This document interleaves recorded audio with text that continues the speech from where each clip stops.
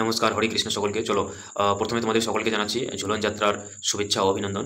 তো আজকে বলবো ঝুলন যাত্রা কেন আমরা পালন করি, হিন্দু ধর্মে এটা কি গুরুত্বপূর্ণ। ঠিক আছে, দেখো অ্যাকচুয়ালি ঝুলন যাত্রা, ঝুলন মানে কি বলতো, দোলনা মানে ঝোলা যেটাকে বলে, মানে দোলনা আমরা দোলাই না।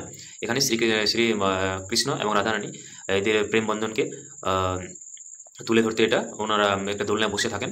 এবং আমরা তো জানি, আমরা সবাই হচ্ছে ভগবানের দাস, কৃতদাস। আমরা কি করি, দোলনাটা দোলাই। ঠিক আছে, আমাদের ওটার মাধ্যমে আমরা সেবা করি। ঠিক আছে, আহ, এটা যে শ্রীকৃষ্ণ এবং রাধারানীর মধ্যে যে প্রেমের বন্ধন, হ্যাঁ, এটাকেই তুলে ধরার জন্য এটা ঝুলন যাত্রা নামে পরিচিত এটা। ঠিক আছে, এবং এটাকে খুব পবিত্র মনে করা হয়।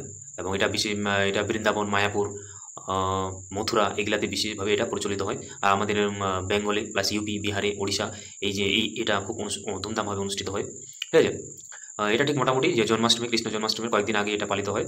আর এটা তারপরে যে মহামন্ত্র জপ কীর্তন ওটাকে গাওয়া হয়। হরে হরে কৃষ্ণ, হরে কৃষ্ণ, হরে কৃষ্ণ, কৃষ্ণ কৃষ্ণ, হরে হরে, হরে রাম, রাম রাম, হরে হরে। এই যে মন্ত্রটা, মহামন্ত্র পাঠ করা হয়। ঠিক আছে, আর কীর্তন, অনেক প্রসাদের আয়োজন করা হয়, আরতির আয়োজন করা হয়। মানুষ এই দিনটাকে ধুমধাম করে পালন করে। ঠিক আছে, তো আপনারা সকলে ভালো থাকবেন। হরে কৃষ্ণ।